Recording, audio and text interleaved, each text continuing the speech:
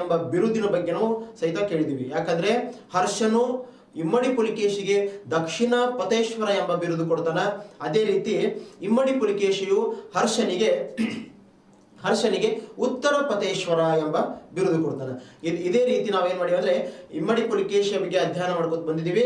ಈ ವಂಶದ ಶ್ರೇಷ್ಠ ದೊರೆ ಅಂತ ಹೇಳಿ ನಾವು ಇಮ್ಮಡಿ ಪುಲಿಕೇಶಿಯನ್ನು ಗುರುತಿಸ್ತೀವಿ. ಈತನೇ ಈ ಇಮ್ಮಡಿ ಪುಲಿಕೇಶಿ ಅಂತ ಹೇಳ್ತೀವಿ.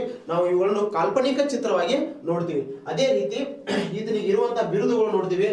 ಅದೇ ರೀತಿ ಈತನ ದಿಗ್ವಿಜಯ ಇರುವಂತ ತಕ್ಷಣ ತನ್ನ ಚಿಕ್ಕಪ್ಪನಾಗಿರುವಂತಹ ಮಂಗಳೇಶನೊಂದಿಗೆ ಯಳ ಮತ್ತು ಸಿಂಬಗಿ ಪ್ರದೇಶದಲ್ಲಿ ಯುದ್ಧವನ್ನು ಮಾಡಿ ಆತನನ್ನು ಕೊಂದು ಈತ ಸಿಂಹಾಸನವನ್ನು ಏರ್ತಾನೆ, ಅಂದ್ರೆ ಪಟ್ಟವನ್ನು ಏರ್ತಾನೆ.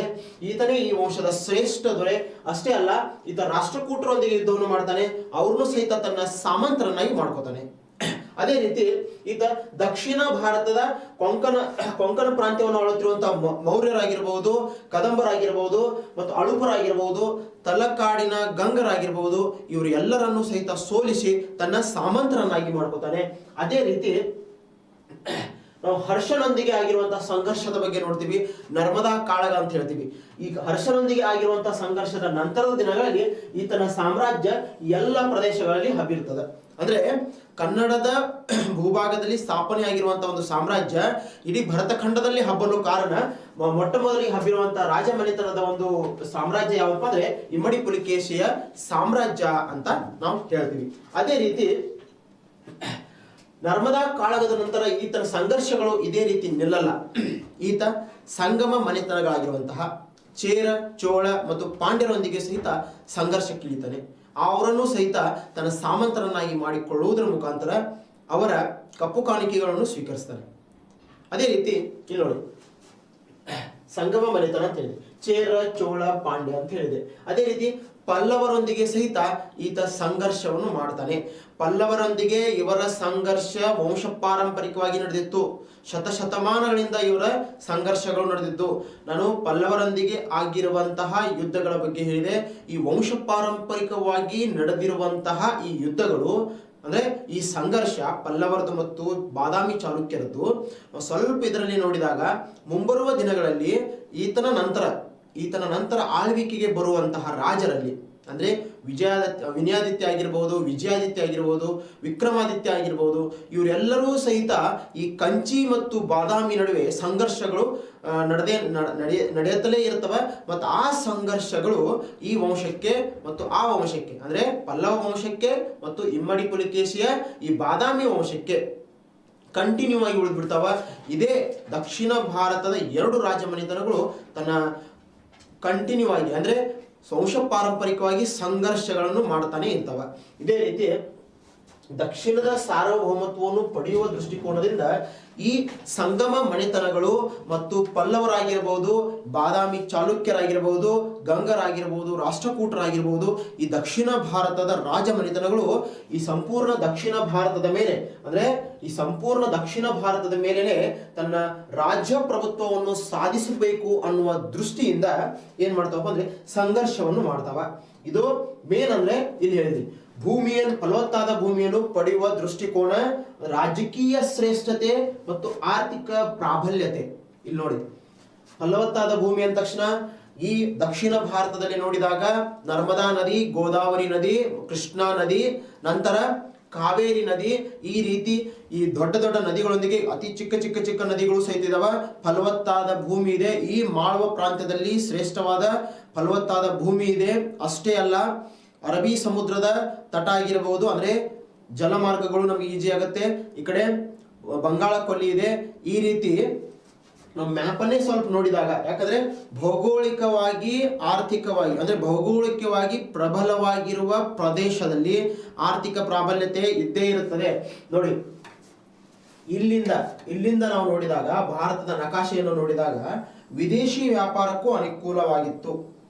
ಯಾಕಂದ್ರೆ ಸಮುದ್ರದ ಮುಖಾಂತರ ನಾವು ವಿದೇಶಗಳಿಗೆ ಸಂಪರ್ಕವನ್ನು ಸಾಧಿಸಬಹುದಾಗಿತ್ತು. ಎರಡನೇದಾಗಿ ಈ ಭೂಭಾಗದಲ್ಲಿ ಸಹ್ಯಾದ್ರಿ ಪರ್ವತಗಳು ಬರ್ತಾವ. ಈ ಭೂಭಾಗದಲ್ಲಿ ಪಶ್ಚಿಮ ಘಟ್ಟಗಳು ಅಂತ ಹೇಳ್ತೀವಿ ನಾವು, ಪಶ್ಚಿಮ ಘಟ್ಟಗಳು ಬರ್ತಾವ. ಅಷ್ಟೇ ಅಲ್ಲ ನೈಋತ್ಯ ಮಾರುತಗಳು ಏನು ಭಾರತದ ಮೇಲೆ ಬೀಸ್ತಾವಲ್ಲ, ವ್ಯವಸ್ಥಿತವಾಗಿ ಹಾಗೂ ಸೀಸನೇಬಲ್ ಅಂತೀವಿ ನಾವು, ಋತುಮಾನಗಳ ಅನುಸಾರವಾಗಿ ಮಳೆಯನ್ನು ಕೊಟ್ಟು ಹೋಗ್ತವ. ಅದೇ ರೀತಿ ಈ ನೈಋತ್ಯ ಮಾರುತಗಳು ಭಾರತದಲ್ಲಿ ಎಂಟ್ರಿ ಕೊಟ್ಟಾಗ ಅವು ಏನು ರಿವರ್ಸ್ ಆಗಿ ಹೋಗ್ತಿರ್ತಾವಲ್ಲ, ಅವಾಗ ಸಹಿತ ಅವರತ್ತ ಮಾರುತಗಳು ಅಂತ ಹೇಳಿದ್ವಿ, ಆ ಮಾರುತಗಳು ಸಹಿತ ಮಳೆಯನ್ನು ಸುರಿಸಿ ಹೋಗ್ತಾವ. ಹೀಗಾಗಿ ಪೂರ್ವದ ಭೂಭಾಗದಲ್ಲಿಯೂ ಸಹಿತ, ಪೂರ್ವ ಘಟ್ಟ ಪ್ರದೇಶದಲ್ಲಿಯೂ ಸಹಿತ ಮಳೆಯನ್ನು ಚೆಲ್ಲಿ ಹೋಗ್ತಾವ. ಹೀಗಾಗಿ ಈ ಫಲವತ್ತಾದ ಭೂಮಿ, ನಾವೇನು ಹೇಳ್ತೀವಲ್ಲ, ಈ ಫಲವತ್ತಾದ ಭೂಮಿಯ ಮೇಲೆ ಎಲ್ಲರ ದೃಷ್ಟಿ ಇತ್ತು. ಯಾವ ರೀತಿ ಉತ್ತರ ಭಾರತದಲ್ಲಿ ಗಂಗಾ ನದಿ, ಸಿಂಧೂ ನದಿ, ಯಮುನಾ ನದಿಯ ತಟದ ಮೇಲೆ ಸಾಮ್ರಾಜ್ಯಗಳು ಸ್ಥಾಪನೆ ಮಾಡ್ತಾರಲ್ಲ, ಅದೇ ರೀತಿ ದಕ್ಷಿಣ ಭಾರತದ ವೈಶಿಷ್ಟ್ಯವನ್ನು ನಾವು ನೋಡಿದಾಗ ಇಲ್ಲಿ ನರ್ಮದಾ ನದಿಯಿಂದ ಕೆಳಭಾಗ ಪ್ರದೇಶದಲ್ಲಿ ಗೋದಾವರಿ ನದಿ ಆಗಿರ್ಬೋದು, ಕೃಷ್ಣಾ ನದಿ ಆಗಿರ್ಬೋದು, ಕಾವೇರಿ ನದಿ ಆಗಿರ್ಬೋದು, ಈ ನದಿ ವ್ಯವಸ್ಥೆಯ ಸುತ್ತಲಿನ ಭೂಪ್ರದೇಶದಲ್ಲಿ ಸಾಮ್ರಾಜ್ಯಗಳು ತನಗೆ ಬೇಕಾಗಿರುವ ಹಾಗೆ ಆರ್ಥಿಕವಾಗಿ ಪ್ರಾಬಲ್ಯತೆಯನ್ನು ಸಾಧಿಸ್ತಾ ಬರ್ತಿದ್ವು. ಹೀಗಾಗಿ ಅವರಿಗೆಲ್ಲ ಬೇಕಾಗಿರೋದು ಏನಪ್ಪಾ ಅಂದ್ರೆ ಈ ಭೂಭಾಗದಲ್ಲಿ ಫಲವತ್ತಾದ ಭೂಮಿ ಇದು ಪಡೆದ ತಕ್ಷಣ ಆಟೋಮೆಟಿಕ್ ಆಗಿ ರಾಜಕೀಯ ಶ್ರೇಷ್ಠತೆ ಸಿಗುತ್ತಿತ್ತು. ಈ ರಾಜಕೀಯ ಶ್ರೇಷ್ಠತೆ ಸಿಗಬೇಕಾದ್ರೆ ಆರ್ಥಿಕ ಪ್ರಾಬಲ್ಯರಾಗಿರ್ತಾವೆ. ಹೀಗಾಗಿ ಈ ಭೂಭಾಗಕ್ಕಾಗಿ ಇವರ ಸಂಘರ್ಷಗಳು ನಡೆದಿದ್ದವು. ಅಷ್ಟೇ ಅಲ್ಲ, ಮುಂಬರುವ ದಿನಗಳಲ್ಲಿ ನಾವು ನೋಡಿದಾಗ ದೆಹಲಿ ಸುಲ್ತಾನರು ಸಹಿತ ಅಲ್ಲಾವುದ್ದೀನ್ ಖಿಲ್ಜಿಯ ಸಮಯದಲ್ಲಿ ನಾವು ಸ್ಟಡಿ ಮಾಡಿದಾಗ ಅವನ ಮಲ್ಲಿಕಾರ್ಜುನನು ಈ ಭಾರತದ ಭೂಭಾಗದಲ್ಲಿ ಅಂದ್ರೆ ದಕ್ಷಿಣ ಭಾರತದ ಭೂಭಾಗದ ಮೇಲೆ ಅಟ್ಯಾಕ್ ಮಾಡಿ ಯುದ್ಧವನ್ನು ಮಾಡಿ ಈ ಭೂ ಪ್ರದೇಶವನ್ನು ವಶಪಡಿಸಲು ಬರ್ತಾರೆ. ಅಂದ್ರೆ ಇದರ ಅರ್ಥ ಏನಪ್ಪಾ ಅಂದ್ರೆ ದೆಹಲಿ ಸುಲ್ತಾನರು ಸಹಿತ ದಕ್ಷಿಣ ಭಾರತವನ್ನು ಗೆಲ್ಲಲು ಹಂಬಲವನ್ನು ತೋರಿಸ್ತಾರ. ಅದೇ ರೀತಿ ಅವರ ನಂತರದ ದಿನಗಳಲ್ಲಿ ಮೊಘಲರು ಬರ್ತಾರ, ಅವರು ಸಹಿತ ಈ ಭೂಭಾಗದ ಮೇಲೆ ತನ್ನ ಪ್ರಾಬಲ್ಯತೆಯನ್ನು ಸಾಧಿಸಲು ಬಹಳ ಆತುರತೆಯನ್ನು ತೋರಿಸ್ತಾರೆ. ಬಟ್ ಆ ಸಮಯ ಸಂದರ್ಭ ಅನುಸಾರವಾಗಿ ಇಲ್ಲಿರುವಂತಹ ಮಣ್ಣಿನಲ್ಲಿ ಆ ರಾಜಮನೆತನಗಳು ಹುಟ್ಟಿಕೊಂಡು, ಯಾಕಂದ್ರೆ ನಾವು ಮೊಘಲರ ಅಂದ ತಕ್ಷಣ ನಾವು ಶಿವಾಜಿಯನ್ನು ಸ್ಟಡಿ ಮಾಡ್ತೀವಿ. ಯಾವಾಗ ಈ ಭೂ ಪ್ರದೇಶದಲ್ಲಿ ಮರಾಠ ಸಾಮ್ರಾಜ್ಯ ಬರುತ್ತಲ್ಲ, ಆ ಮರಾಠ ಸಾಮ್ರಾಜ್ಯ ದಕ್ಷಿಣ ಭಾರತದ ಮೇಲೆ ಮೊಘಲರ ದಬ್ಬಾಳಿಕೆಯನ್ನು ಕಂಟ್ರೋಲ್ ಮಾಡುವ ಪ್ರಯತ್ನ ಮಾಡ್ತದೆ. ಈ ರೀತಿ ಎಷ್ಟರ ಮಟ್ಟಿಗೆ ವಿದೇಶಿ ದಾಳಿಗಳು ಉತ್ತರ ಭಾರತದ ಮೇಲೆ ಆಗಿದವಲ್ಲ, ಅದರ ಕಡಿಮೆ ಪ್ರಭಾವವು ದಕ್ಷಿಣ ಭಾರತದ ಮೇಲೆ ಆಗಿದೆ. ಯಾಕಂದ್ರೆ ವಿದೇಶಿ ಆಕ್ರಮಣಗಳು ಡೈರೆಕ್ಟ್ ಆಗಿ ಭೂಪ್ರದೇಶದ ಮುಖಾಂತರವಾಗಿ ಬರ್ತಿದ್ವು. ಹಿಂಗಾಗಿ ಅವು ಉತ್ತರ ಭಾರತದ ಮೇಲೆ ಆಗ್ತಿದ್ವು. ದಕ್ಷಿಣ ಭಾರತಕ್ಕೆ ಬರಬೇಕಾದ್ರೆ ಆ ಸೈನ್ಯವು ಅಲ್ಲಿವರೆಗೆ ಬರಕ್ ಆಗ್ತಿರ್ಲಿಲ್ಲ. ಕಾರಣ ವಿಂಧ್ಯ ಪರ್ವತಗಳು ಅಂತ ಹೇಳ್ತೀವಲ್ಲ, ವಿಂಧ್ಯ ಪರ್ವತವನ್ನು ದಾಟಿ ಬರಬೇಕು, ನರ್ಮದಾ ನದಿಯನ್ನು ದಾಟಿ ಬರಬೇಕು. ಇಲ್ಲಿರುವಂತಹ ಪ್ರಾಬಲ್ಯಯುತವಾದಂತಹ ಶಕ್ತಿಯುತವಾದಂತಹ ಜನರ ಸೈನ್ಯಗಳು ಅಂದ್ರೆ ಇಲ್ಲಿರುವಂತಹ ರಾಜಮಂತ್ರಿಗಳ ಸೈನ್ಯಗಳಿಗೆ ಫೈಟ್ ಮಾಡಕ್ ಅವರಿಗೆ ಆಗ್ತಿರ್ಲಿಲ್ಲ.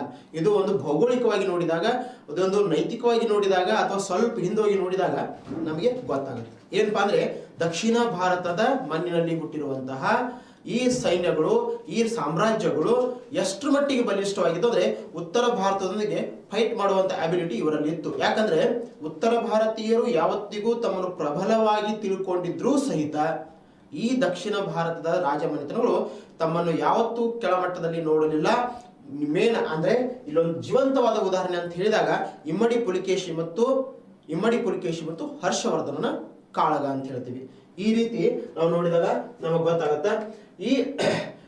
ಇದರಂತೆ ಪಲ್ಲವರ ನಡುವೆ ಮತ್ತು ಚಾಲುಕ್ಯರ ನಡುವೆ ಈ ವಂಶ ಪಾರಂಪರಿಕ ಕಾಳಗದಲ್ಲಿ ನಾವು ನೋಡಿದಾಗ ಶೈವ ಪಂಥೀಯ ಮತ್ತು ವೈಷ್ಣವ ಪಂಥೀಯ ಮತ್ತು ಶೈವ ಪಂಥೀಯ ವಿಚಾರಧಾರೆಗಳು ಸಹಿತ ಅಲ್ಲಿ ಬರ್ತಾವ. ಈ ರೀತಿ ಮೂಲತಃ ಈ ಪಲ್ಲವರು ವಾತಾಪಿಯಿಂದ ಅಂದ್ರೆ ಬಾದಾಮಿಯಿಂದ ಹೋದವರು. ಹಿಂಗಾಗಿ ಅಲ್ಲಿಯೂ ಸಹಿತ ಸಂಘರ್ಷ ಆಗತ್ತೆ. ಇನ್ನು ಪಲ್ಲವರು ಅಂತ ನಾನು ನಿಮ್ಗೆ ಹೇಳಿದ್ದೆ. ಇಲ್ಲಿ ನೋಡ್ರಿ, ಮುಂಬರುವ ದಿನಗಳಲ್ಲಿ ಈಗ ನಾವು ಈ ಮನೆತನದ ಮುಂದಿನ ಪೀಳಿಗೆ ಬಗ್ಗೆ ಅಧ್ಯಯನ ಮಾಡ್ತೀವಲ್ಲ, ಅವಾಗ ನಮಗೆ ಗೊತ್ತಾಗತ್ತ ಇವನ ವಂಶಸ್ಥರು. ಈಗ ವಿನಯಾದಿತ್ಯ ಬರ್ತಾನೆ, ವಿನಯಾದಿತ್ಯ. ಇದೇ ರೀತಿ ವಿಜಯಾದಿತ್ಯ ಬರ್ತಾನೆ,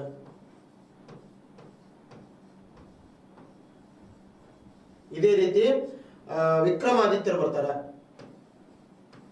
ಇವ್ರು ಎಲ್ಲರೂ ಏನ್ ಮಾಡ್ತಾರಪ್ಪ ಅಂದ್ರೆ ಈ ಮನೆತನದೊಂದಿಗೆ ಕಂಟಿನ್ಯೂ ಆಗಿ ಸಂಘರ್ಷವನ್ನು ಮಾಡ್ತಾರೆ.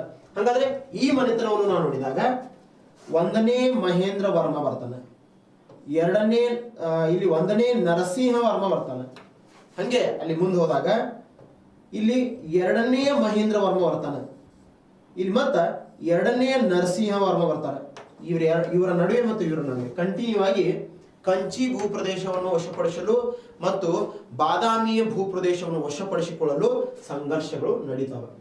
ಅದೇ ರೀತಿ ನಾನು ನಿನ್ನೆ ಹೇಳಿದೆ, ಪುಲಕೇಶಿ ಏನ್ ಮಾಡ್ತಾನಪ್ಪ ಅಂದ್ರೆ 1ನೇ ಮಹೇಂದ್ರ ವರ್ಮನನ್ನು ಪೊಲ್ಲಿಲೂರು ಎಂಬ ಯುದ್ಧದಲ್ಲಿ ಸೋಲಿಸ್ತಾನೆ. ಪೊಲ್ಲಿಲೂರು ಭೂಪ್ರದೇಶದಲ್ಲಿ ನಡೆದಿರುವಂತಹ ಒಂದು ಸಂಘರ್ಷದಲ್ಲಿ ಸೋಲಿಸಿ ಅವನನ್ನು ಕೊಂದು ಹಾಕ್ತಾನೆ. ಇದು ಮತ್ತೆ ಈ ವೈರತ್ವಕ್ಕೆ ಇನ್ನೊಂದು ಸ್ವಲ್ಪ ಟ್ವಿಸ್ಟ್ ತಂದು ಕೊಡ್ತದೆ. ರಾಜಕೀಯ ಬದಲಾವಣೆಗಳು ವೇಗವಾಗಿ ಸ್ಟಾರ್ಟ್ ಆಗ್ತಾವೆ. ಅದೇ ರೀತಿ ಪುಲಕೇಶಿ ಯಂಗ್ ಅಂಡ್ ಡೈನಾಮಿಕ್ ಇದ್ದಾಗ ಈ ಕೆಲಸ ಮಾಡಿರ್ತಾನೆ. ಮುಂದೆ ಏನಾಗತ್ತಪ್ಪ ಅಂದ್ರೆ ಈತನ ವಯಸ್ಸಾಗಿ ಬಂದಿರ್ತದ, ಸಾಮ್ರಾಜ್ಯ ಬಲಾಢ್ಯವಾಗಿ ಬೆಳೆದು ನಿಂತಿರ್ತದ. ಆದ್ರೆ ಆಂತರಿಕ ಕಲಹಗಳು ಪ್ರಾರಂಭ ಆಗಿರ್ತವ. ಮಕ್ಕಳು ತಂದೆಯೊಂದಿಗೆ ಕೋಆಪರೇಟ್ ಮಾಡ್ತಿರಂಗಿಲ್ಲ, ಅವರವರಲ್ಲಿ ವೈರತ್ವ ಸ್ಟಾರ್ಟ್ ಆಗಿರ್ತದ, ಏನೋ ಒಂದು ಜಗಳ ಸ್ಟಾರ್ಟ್ ಆಗಿರ್ತದ. ಆ ಸಮಯದಲ್ಲಿ ಮನೆತನದ ವಿಷಯವನ್ನು ನೋಡ್ತಾ ಸಾಮ್ರಾಜ್ಯದ ವ್ಯವಸ್ಥೆಯನ್ನು ಸಹಿತ ನೋಡಬೇಕು. ಬಲಾಢ್ಯವಾದ ಬೆಳೆದಿರುವಂತಹ ಸಾಮ್ರಾಜ್ಯ. ಅವಾಗ ಯಾವ ಟೆಲಿಕಮ್ಯುನಿಕೇಶನ್ಸ್ ಇರಲಿಲ್ಲ, ಅವಾಗೆಲ್ಲ ಪತ್ರ ವ್ಯವಹಾರ ಇತ್ತು. ಗುಜರಾತ್ ಹಿಡ್ಕೊಂಡು ಇಲ್ಲಿ ಕೆಳಗೆ ಸಂಗಮವರೆಗೆ ಸಾಮ್ರಾಜ್ಯ ವಿಸ್ತರಣೆ ಆಗಿತ್ತು. ಇಲ್ಲಿ ಅರಬ್ಬಿ ಸಮುದ್ರ ಹಿಡ್ಕೊಂಡು ಈ ಬಂಗಾಳ ಕೊಲ್ಲಿವರೆಗೆ ಸಾಮ್ರಾಜ್ಯ ವಿಸ್ತರಣೆ ಆಗಿತ್ತು. ಅಲ್ಲಿ ನರ್ಮದಾ ನದಿಯಿಂದ ಕೆಳಗೆ ಬರುವವರೆಗೂ ಸಾಮ್ರಾಜ್ಯ ಬಲಾಢ್ಯವಾದ ಸಾಮ್ರಾಜ್ಯ ಇತ್ತು. ಆ ಬಲಾಢ್ಯವಾದ ಸಾಮ್ರಾಜ್ಯ ಕಂಟ್ರೋಲ್ ಮಾಡೋದ್ರೊಂದಿಗೆ ಫ್ಯಾಮಿಲಿನೂ ಕಂಟ್ರೋಲ್ ಮಾಡಬೇಕಾಗಿಂತ ಆ ಮಕ್ಕಳ ದ್ವೇಷಗಳು ಸಹಿತ ಕಂಟ್ರೋಲ್ ಮಾಡುವಂತ ಸಿಚುವೇಶನ್ ಇತ್ತು. ಆ ಸಮಯದಲ್ಲಿ ಇದು ಏನ್ ಮಾಡ್ತಂದ್ರೆ ನರಸಿಂಹವರ್ಮ, 1ನೇ ನರಸಿಂಹವರ್ಮ ಅಂದ್ರೆ 1ನೇ ಮಹೇಂದ್ರ ವರ್ಮನ ಮಗನಾಗಿರುವಂತಹ, ಪಲ್ಲವರ 1ನೇ ಮಹೇಂದ್ರ ವರ್ಮನ ಮಗನಾಗಿರುವಂತಹ ನರಸಿಂಹವರ್ಮ ಈತನೊಂದಿಗೆ ಸಂಘರ್ಷಕ್ಕೆ ಇಳಿತಾನ. ಅವಾಗ ಈತನಿಗೆ ಒಂದು ಸಿಟ್ಟು ಇರ್ತದ, ನನ್ನ ತಂದೆಯನ್ನು ಕೊಂದು ಹಾಕಿದಾನಲ್ಲಪ್ಪ, ವೈರತ್ವ ಬೆಳೆದಿರ್ತದ. ಅವಾಗ ಪೆರಿಯಾಲ್ ಮತ್ತು ಮಣಿಮಂಗಲ್ ಭೂಪ್ರದೇಶದ ಯುದ್ಧ ನಡೀತದ. ಈ ಪೆರಿಯಾಲ್ ಮತ್ತು ಮಣಿಮಂಗಲ್ ಭೂಪ್ರದೇಶದಲ್ಲಿ ನಡೆದಿರುವಂತಹ ಯುದ್ಧದಲ್ಲಿಯೂ ಸಹಿತ ಇಮ್ಮಡಿ ಪುಲಕೇಶಿ ಸೋಲ್ತಾನ. ಆದರೂ ಸಹಿತ ಧೃತಿಗೆಡದೆ ಮತ್ತೆ ಏನಾಗುತ್ತಂದ್ರ ಸುರ್ಮಾಲ್ ಎಂಬ ಭೂಪ್ರದೇಶದಲ್ಲಿ ಮತ್ತೆ ಯುದ್ಧ ನಡೀತದ. ಆ ಯುದ್ಧದಲ್ಲಿಯೂ ಸಹಿತ ಈತ ಸೋಲನ್ನು ಹೋಗ್ತಾನೆ. ಅವಾಗ ಪಲ್ಲವರ ಟೈಮ್ ಸ್ಟಾರ್ಟ್ ಆಗಿರ್ತದ ಅಂತ ಹೇಳ್ಬೋದು. ಈ ಪಲ್ಲವರ ಟೈಮ್ ಏನು ಸ್ಟಾರ್ಟ್ ಆಗಿರ್ತದಲ್ಲ, ಅದೇ ಸಮಯದಲ್ಲಿ ಅವಕಾಶ ನೋಡಿ ಈ ಸುರ್ಮಾಲ್ ಎಂಬ ಭೂಪ್ರದೇಶದ ಯುದ್ಧದ ನಂತರದ ದಿನಗಳಲ್ಲಿ ಡೈರೆಕ್ಟ್ ಆಗಿ ವಾತಾಪಿ ಮೇಲೆ ಅಂದ್ರೆ ಬಾದಾಮಿಯ ಮೇಲೆ ಅಟ್ಯಾಕ್ ಮಾಡ್ತಾನೆ. ಈ ಬಾದಾಮಿ ಮೇಲೆ ಅಟ್ಯಾಕ್ ಮಾಡಿದಾಗ ಸಾಮ್ರಾಜ್ಯದ ಸಾಮ್ರಾಟನಾಗಿರುವಂತಹ ಪುಲಕೇಶಿ ಆಸ್ಥಾನದಲ್ಲಿ ಇರ್ತಾನೆ. ಅವಾಗ ಹೈ ಸೆಕ್ಯೂರಿಟಿ ಇಟ್ಟಿರಂಗಿಲ್ಲ, ವಯಸ್ಸಾಗಿರ್ತದ, ಆಂತರಿಕ ಕಲಹಗಳು ನಡೆದಿರ್ತಾವ ಈ ಕಡೆ.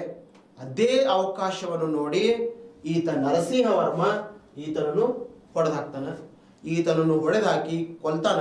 ಕೊಂದ ನಂತರ ಮುಂದೆ ಏನಾಗತ್ತಪ್ಪ ಅಂದ್ರೆ ಸುಮಾರು 12 ವರ್ಷಗಳ ಕಾಲ ಈ ವಾತಾಪಿ ಅಂದ್ರೆ ಈ ಬಾದಾಮಿ ತನ್ನ ಸುವರ್ಣತ್ವ ಅಂದ್ರೆ ತನ್ನ ವೈಭವವನ್ನು ಕಳೆದುಕೊಳ್ತದ.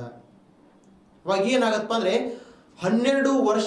ಸುಮಾರು 12 ವರ್ಷಗಳ ಕಾಲ ಪಲ್ಲವರು ಸಂಪೂರ್ಣವಾಗಿ ಬಾದಾಮಿಯನ್ನು ತನ್ನ ವಶದಲ್ಲಿ ಇಟ್ಕೋತಾರೆ, ಅದರ ವೈಭವವನ್ನು ಕಡಿಮೆ ಮಾಡ್ತಾರೆ. ಅದೇ ರೀತಿ ಬಾದಾಮಿ ಚಾಲುಕ್ಯರ ಮನೆತನದ ವೈಭವವು ಕಡಿಮೆ ಆಗಿರ್ತದ.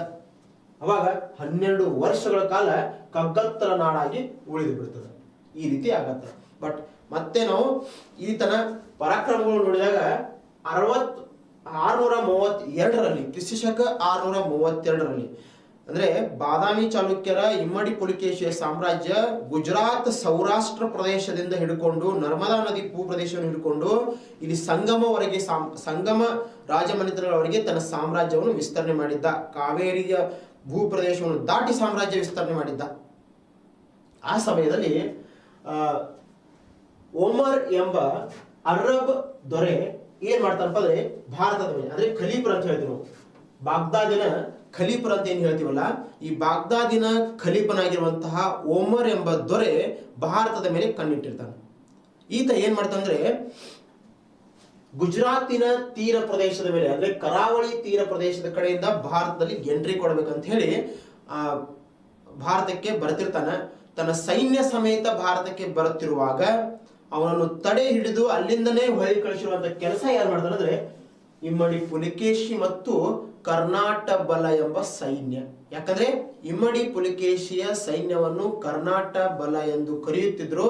ಈ ಕರ್ನಾಟ ಬಲ ಎಂಬ ಸೈನ್ಯ ಏನ್ ಮಾಡತ್ತಪ್ಪ ಅಂದ್ರೆ ಈತನನ್ನು ಹೊಡೆದು ಹೊಳಿ ಕಳಿಸ್ಬಿಡ್ತದ. ಅಂದ್ರೆ ಸಿಕಂದರ್ ಆಗಿರ್ಬೋದು, ಇವರೆಲ್ಲರೂ ಭಾರತಕ್ಕೆ ಭೂಪ್ರದೇಶದ ಮುಖಾಂತರ ಬಂದಾರೆ.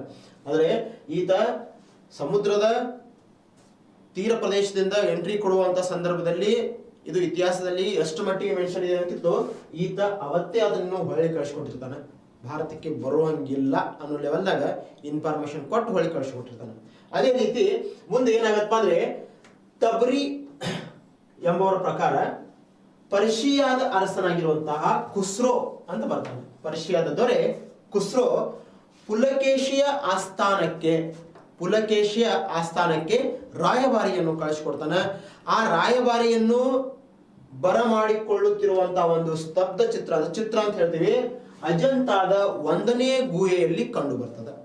ಇಮ್ಮಡಿ ಪುಲಕೇಶಿಯು ವಿದೇಶಿ ರಾಯಭಾರಿಗಳನ್ನು ತನ್ನ ರಾಷ್ಟ್ರಕ್ಕೆ, ತನ್ನ ರಾಜ್ಯಕ್ಕೆ ಇನ್ವೈಟ್ ಮಾಡಿಕೊಳ್ಳುತ್ತಿರುವಂತಹ ಒಂದು ಚಿತ್ರ ನಮಗೆ ಎಲ್ಲಿ ಕಂಡು ಬರ್ತದೆ, ಅಜಂತಾದ ಗುಹಾಲಯಗಳಲ್ಲಿ ಕಂಡು ಬರ್ತದ ಅಂತ ಹೇಳ್ತೀವಿ. ಒಂದು ಖಲೀಫರನ್ನು ಹೊಡೆದು ಹಾಕಿ ಭಾರತವನ್ನು ರಕ್ಷಣೆ ಮಾಡ್ತಾನೆ.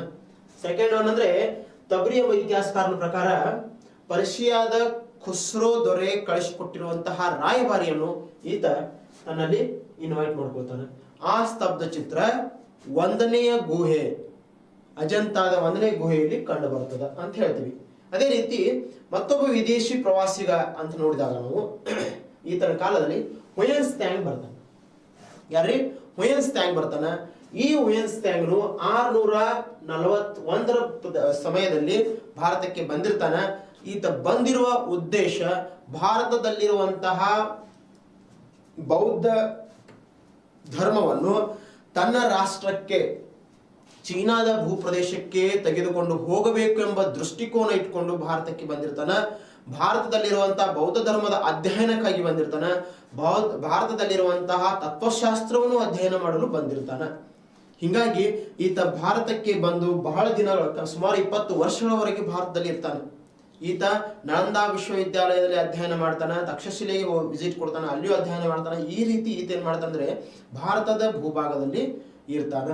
ಈ ಭಾರತದ ಭೂಭಾಗದಲ್ಲಿ ಇದ್ದ ಸಂದರ್ಭದಲ್ಲಿ ಕನೋಜ್ ಅನ್ನು ಆಳುತ್ತಿರುವಂತಹ ವರ್ಧನ ಸಾಮ್ರಾಜ್ಯದ ಹರ್ಷವರ್ಧನ ಆಸ್ಥಾನಕ್ಕೂ ವಿಸಿಟ್ ಕೊಟ್ಟಿರ್ತಾನೆ, ಭೇಟಿ ಕೊಟ್ಟಿರ್ತಾನೆ. ಅದೇ ರೀತಿ ದಕ್ಷಿಣ ಭಾರತದಲ್ಲಿ ಒಂದು ಬಲಾಢ್ಯವಾದ ಸಾಮ್ರಾಜ್ಯ ಆಗಿರುವಂತಹ ಬಾದಾಮಿ ಚಾಲುಕ್ಯರ ಇಮ್ಮಡಿ ಪುಲಿಕೇಶಿಯ ಸಾಮ್ರಾಜ್ಯಕ್ಕೂ ಸಹಿತ ಈತ ಭೇಟಿ ಕೊಟ್ಟಿರ್ತಾನೆ. ಆ ಸಮಯದಲ್ಲಿ ಇವನು ಬಂದಿರುವಂತಹ ಸಂದರ್ಭದಲ್ಲಿಯೇ ಭಾರತದ ನರ್ಮದಾ ನದಿ ಭೂಪ್ರದೇಶದಲ್ಲಿ ಇಮ್ಮಡಿ ಪುಲಿಕೇಶಿ ಮತ್ತು ಹರ್ಷವರ್ಧನ್ ನಡುವೆ ಸಂಘರ್ಷ ನಡೀತದ. ಈ ಸಂಘರ್ಷದ ಸಂಪೂರ್ಣ ಚಿತ್ರಣವನ್ನು ಈತ ತನ್ನ ಕೃತಿಯಾಗಿರುವಂತಹ ಸಿಯುಕಿ ಅಂತ ಹೇಳ್ತೀವಿ. ಯಾವುದು? ಸಿಯುಕಿ, ಹುಯೆನ್ತ್ಸಾಂಗ್ ಬರೆದಿರುವಂತಹ ಸಿಯುಕಿ ಎಂಬ ಕೃತಿಯಲ್ಲಿ ಈತ ಬರೀತಾನ. ಹಿಂಗಾಗಿ ಈತನ ಸಮಯದಲ್ಲಿ ನಮಗೆ ಏನಾಗತ್ತಪ್ಪ ಅಂದ್ರೆ ದಕ್ಷಿಣ ಭಾರತದ ಪ್ರಾಬಲ್ಯ ಉತ್ತರ ಭಾರತದೊಂದಿಗೆ ಯಾವತ್ತೂ ಸರಿಸಮಾನಲ್ಲ ಅನ್ನೋದು ಈತ ತನ್ನ ಕೃತಿಯಲ್ಲಿ ಹೇಳ್ತಾನೆ. ಹಿಂಗಾಗಿ ನಾವು ಏನ್ ಮಾಡ್ತೀವಿ ಅಂದ್ರೆ ದಕ್ಷಿಣ ಭಾರತದ ಮತ್ತು ಇಮ್ಮಡಿ ಪುಲಿಕೇಶಿಯ ಶ್ರೇಷ್ಠತೆಯನ್ನು ವಿದೇಶಿ ಗ್ರಂಥಗಳಲ್ಲಿ ನಾವು ಏನ್ ನೋಡ್ತೀವಲ್ಲ, ನಾವು ಇತಿಹಾಸದ ಆಧಾರಗಳನ್ನು ಅಧ್ಯಯನ ಮಾಡುವಾಗ ನಾವು ದೇಶೀಯ ಸಾಹಿತ್ಯ ಮತ್ತು ವಿದೇಶಿ ಸಾಹಿತ್ಯವನ್ನು ನಾವು ನೋಡ್ತೀವಿ.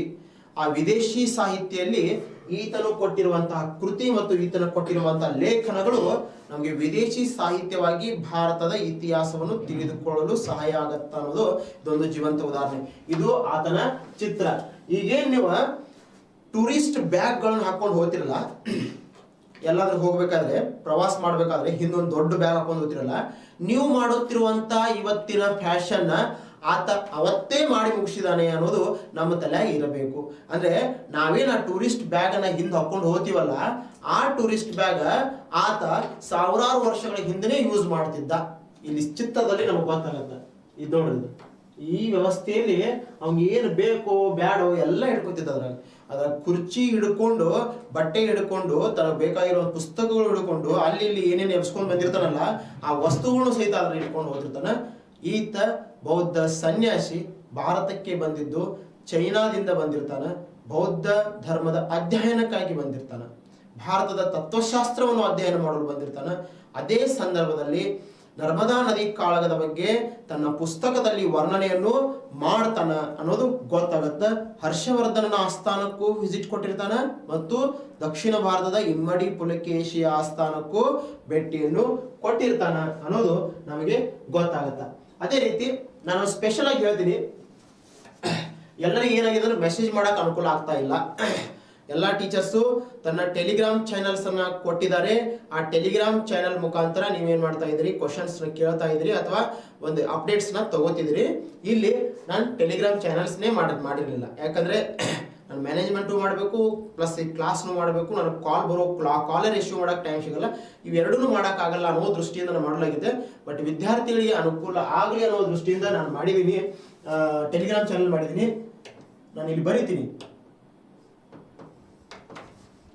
ಕಿಶೋರ್ ಸರ್ ಹಿಸ್ಟ್ರಿ ಅಂತ. ಕಿಶೋರ್ ಸರ್ ಹಿಸ್ಟ್ರಿ ಅಂತೇಳಿ ಟೆಲಿಗ್ರಾಮ್ ಚಾನೆಲ್ ಅನ್ನ ಮಾಡಿದ್ದೀನಿ. ಆ ಟೆಲಿಗ್ರಾಮ್ ಚಾನೆಲ್ಗೆ ನೀವು ಜಾಯಿನ್ ಆಗಬಹುದು. ನೀವು ಕೇಳುವಂಥ ಪ್ರಶ್ನೆಗಳಿಗೆ ಆನ್ಸರ್ ಮಾಡ್ತೀನಿ. ಈಗ ನಮ್ಮ ಕ್ಲಾಸಸ್ ಅನ್ನ ಮುಗ್ತಾ ಬಂದಿದೆ, ಅದರಲ್ಲಿ ಸಿಲೆಬಸ್ ನ ಕವರ್ ಮಾಡೋದ್ರಲ್ಲಿ ನಾವು ಸ್ವಲ್ಪ ಬಿಜಿ ಇದ್ದೀವಿ. ಅದರೊಂದಿಗೆ ನಾವು ಸಹಿತ ಅಲ್ಲಿ ಕೋಆಪರೇಟ್ ನಿಮಗೆ ಮಾಡ್ತೀನಿ. ಅದರೊಂದಿಗೆ ಮುಂದಿನವಾಗಿ ನೋಡಿದರೆ 1ನೇ ವಿಕ್ರಮಾದಿತ್ಯ ಅಂತ ಹೇಳ್ತೀವಿ. ಈ ವಂಶಸ್ಥರಲ್ಲಿ 1ನೇ ವಿಕ್ರಮಾದಿತ್ಯ ಅಂತ ಹೇಳ್ತೀವಿ. ಇಲ್ಲಿ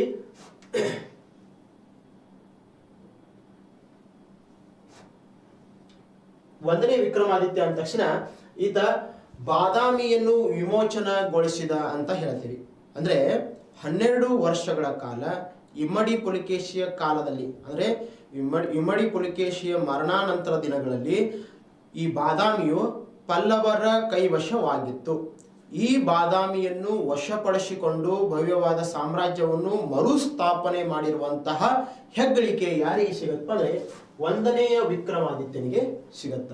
ಈ 1ನೇ ವಿಕ್ರಮಾದಿತ್ಯ 12 ವರ್ಷಗಳ ಕಾಲ ಆ ಸಂಘರ್ಷವನ್ನು ಮಾಡಿ ಮತ್ತೆ ಸಹಿತ ಸಾಮ್ರಾಜ್ಯವನ್ನು ಬಲಿಷ್ಠಗೊಳಿಸುವ ಕೆಲಸ ಮಾಡ್ತಾನೆ. ಇಲ್ಲಿ ಹೇಳಿದೆ, ಪಲ್ಲವರ ವಶದಲ್ಲಿತ್ತು, ಬಾದಾಮಿಯನ್ನು ವಶಪಡಿಸಿಕೊಳ್ತಾನೆ. 1ನೇ ನರಸಿಂಹವರ್ಮ ಮತ್ತು 2ನೇ ಮಹೇಂದ್ರ ವರ್ಮನನ್ನು ಸೋಲಿಸ್ತಾನೆ. ಅಂದ್ರೆ 1ನೇ ಮಹೇಂದ್ರ ವರ್ಮನ ಮಗ 1ನೇ ನರಸಿಂಹವರ್ಮ, 1ನೇ ನರಸಿಂಹವರ್ಮನ ಮಗ 2ನೇ ಮಹೇಂದ್ರ ವರ್ಮ. ಇವರನ್ನು ಸೋಲಿಸಿ ಈ ಬಾದಾಮಿಯನ್ನು ವಶಪಡಿಸಿಕೊಂಡು ಮರು ಸಾಮ್ರಾಜ್ಯ ಸ್ಥಾಪನೆ ಮಾಡಿದ್ದಕ್ಕಾಗಿ ಬಾದಾಮಿ ಶಾಸನದಲ್ಲಿ ಈತನನ್ನು ಬಾದಾಮಿ ವಿಮೋಚಕ ಏನಂತ, ಬಾದಾಮಿ ವಿಮೋಚಕ ಅಂತ ಹೇಳಿ ವರ್ಣನೆ ಮಾಡ್ತಾರೆ. ಯಾರನ್ನು?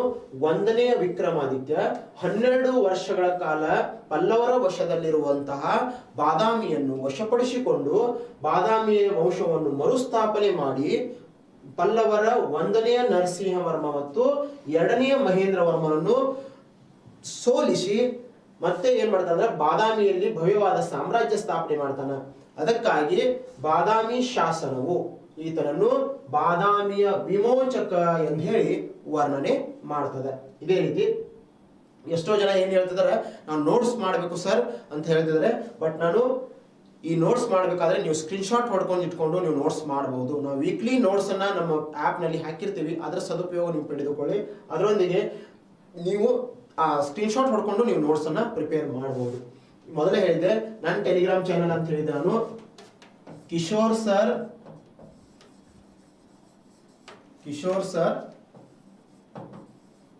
ಹಿಸ್ಟ್ರಿ, ಕಿಶೋರ್ ಸರ್ ಹಿಸ್ಟ್ರಿ ಅಂತ ಹೇಳಿ ನಾನು ಟೆಲಿಗ್ರಾಮ್ ಚಾನಲ್ ಮಾಡಿದ್ದೀನಿ, ಅದಕ್ಕೆ ನೀವು ಜಾಯ್ನ್ ಆಗಬಹುದು. ಓಕೆ, ಈತ ನಂತರ ಯಾರು ಬರ್ತಾರಪ್ಪ ಅಂದ್ರೆ ವಿನಯಾದಿತ್ಯ ಬರ್ತಾನೆ. 1ನೇ ವಿಕ್ರಮಾದಿತ್ಯ ನಂತರ ದಿನಗಳಲ್ಲಿ ವಿನಯಾದಿತ್ಯ ಬರ್ತಾನೆ. ಈತನು ಸಹಿತ ಅಷ್ಟೇ ಪರಾಕ್ರಮಿ ಮತ್ತು ಬಲಾಢ್ಯನಾಗಿರ್ತಾನೆ. ಈತ 690ರಿಂದ 696 ಬಹಳ ದಿನ ಆಳ್ವಿಕೆ ಮಾಡಲ್ಲ. ಹೀಗಾಗಿ ಈತ ಆಳ್ವಿಕೆ ಮಾಡಿರುವುದೇ 6 ವರ್ಷ. ಅದರಲ್ಲಿ 1ನೇ ಮಹೇಂದ್ರ ವರ್ಮನನ್ನು ಸೋಲಿಸ್ತಾನೆ. ಅವಾಗ ಈ ಕಂಚಿಯನ್ನು ವಶಪಡಿಸಿಕೊಳ್ತಾನೆ. ಏನ್ ಮಾಡ್ತಾನಪ್ಪ ಅಂದ್ರೆ ಪಲ್ಲವರ ಸಾಮ್ರಾಜ್ಯದ ರಾಜಧಾನಿ ಆಗಿರುವಂತಹ ಕಂಚಿಯನ್ನು ಈತ ವಶಪಡಿಸಿಕೊಳ್ತಾನೆ. ಈ ಕಂಚಿಯನ್ನು ವಶಪಡಿಸಿಕೊಂಡಿರುವಂತಹ ಈ ವಿನಯಾದಿತ್ಯನಿಗೆ ರನ್ನ ತನ್ನ ಕೃತಿಯಲ್ಲಿ ದುರ್ಧರ ಮಲ್ಲ ಅಂತ ಹೇಳ್ತಾನೆ. ರನ್ನನ ಕೃತಿಗಳು ನೋಡಿ, ಆ ರನ್ನನ ಕೃತಿಗಳಲ್ಲಿ ಈತ ಏನ್ ಮಾಡ್ತಾನೆ ಅಂದ್ರೆ ದುರ್ಧರ ಮಲ್ಲ ಅಂತ ಹೇಳ್ತಾನೆ. ರನ್ನ ಯಾವ ಊರಿನಿಂದ ಬಂದಿರ್ತಾನೆ ಅನ್ನೋದನ್ನು ಸ್ವಲ್ಪ ನೋಡಿ. ಯಾಕಂದ್ರೆ ನಾವು ಮುದೋಳ ಬಗ್ಗೆ ತಿಳ್ಕೊಬೇಕಂದ್ರೆ ರನ್ನನ ಬಗ್ಗೆ ತಿಳ್ಕೊತೀವಿ. ಹಿಂಗಾಗಿ ಆ ಮುದೋಳಿಗೂ ಮತ್ತು ಬಾದಾಮಿ ಪಟ್ಟಣಕ್ಕೂ ಬಹಳ ಡಿಸ್ಟೆನ್ಸ್ ಇಲ್ಲ.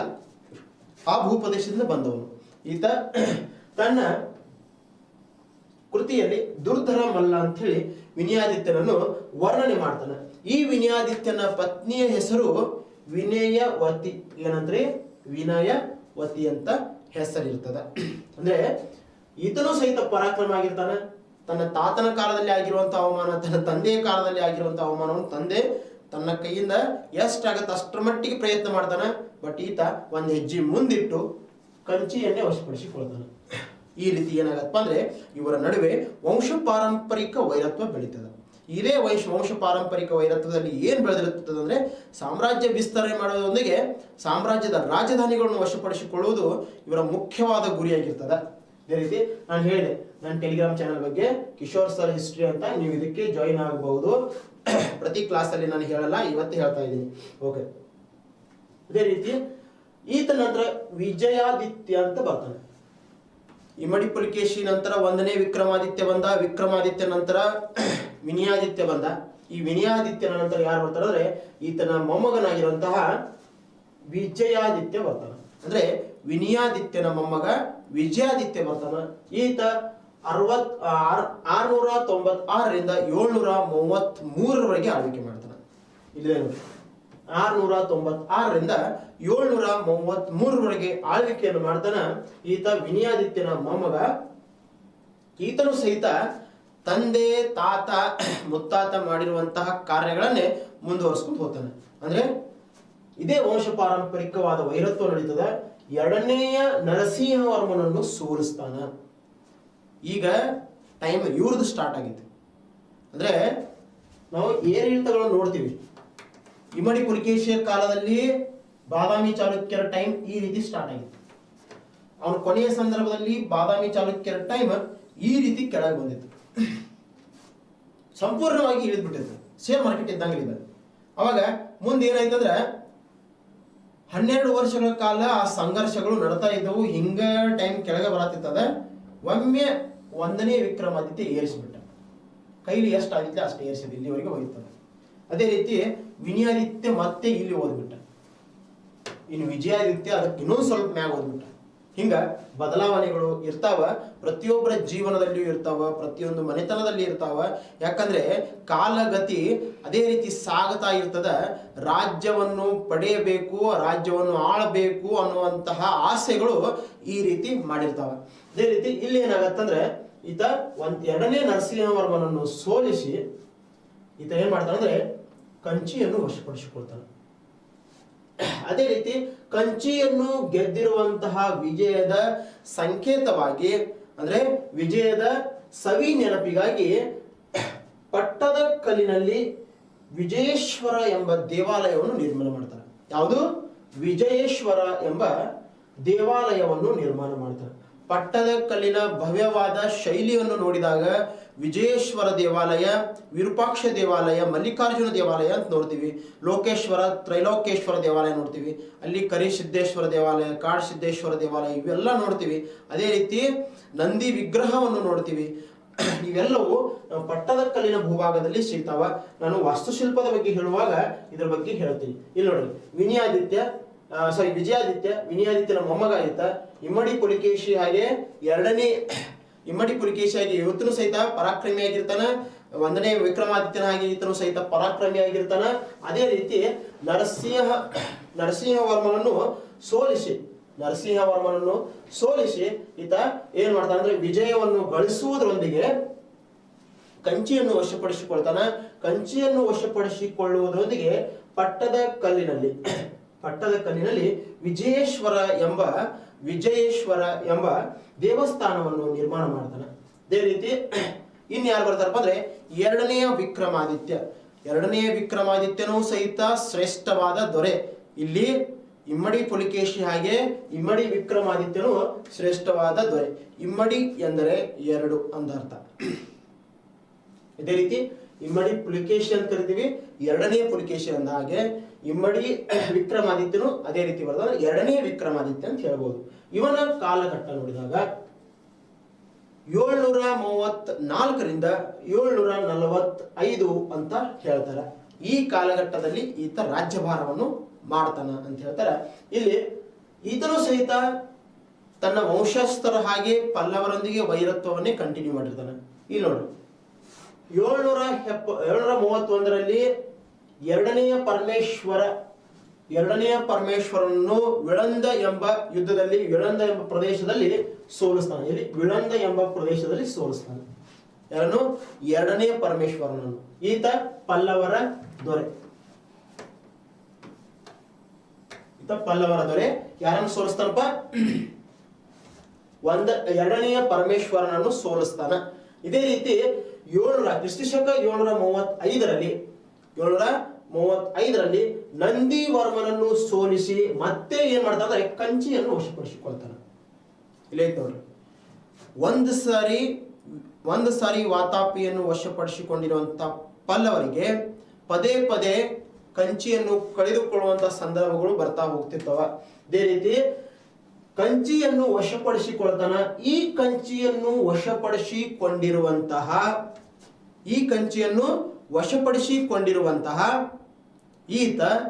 ಈತನ ಗೆಲುವಿನ ಸಂಕೇತವಾಗಿ ಈತನ ರಾಣಿಯರಾದಂತಹ ಲೋಕ ಮಹಾದೇವಿ ಮತ್ತು ತ್ರಿಲೋಕ್ಯ ಮಹಾದೇವಿ ಅಂತ ಹೇಳ್ತೀವಿ. ಇಲ್ಲಿ ಸ್ವಲ್ಪ ಏನಾಗತ್ತಂದ್ರ ಇವರಿಬ್ರು ಮಂದಿ ಅಕ್ಕಂಗೆ ಯಾರೇ? ಲೋಕ ಮಹಾದೇವಿ ಮತ್ತು ತ್ರಿಲೋಕ ಮಹಾದೇವಿ.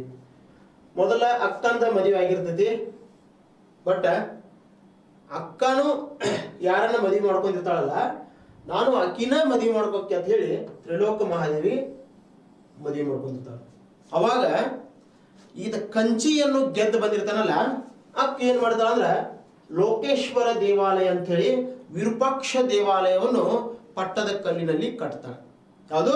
ವಿರೂಪಾಕ್ಷ ದೇವಾಲಯ ಅಂದ್ರೆ ಲೋಕೇಶ್ವರ ದೇವಾಲಯವನ್ನು ಕಟ್ತಾಳೆ. ಹಂಬಿ ಕಿಸಿಸೆ ಕಾಮ ನಹಿ ಅಂತ ಹೇಳಿ ಇವರು ಸಹಿತ ತ್ರೈಲೋಕೇಶ್ವರ ದೇವಾಲಯವನ್ನು ಕಟ್ತಾರೆ. ಮಲ್ಲಿಕಾರ್ಜುನ ದೇವಾಲಯ ಅಂತ ಹೇಳ್ತೀವಿ.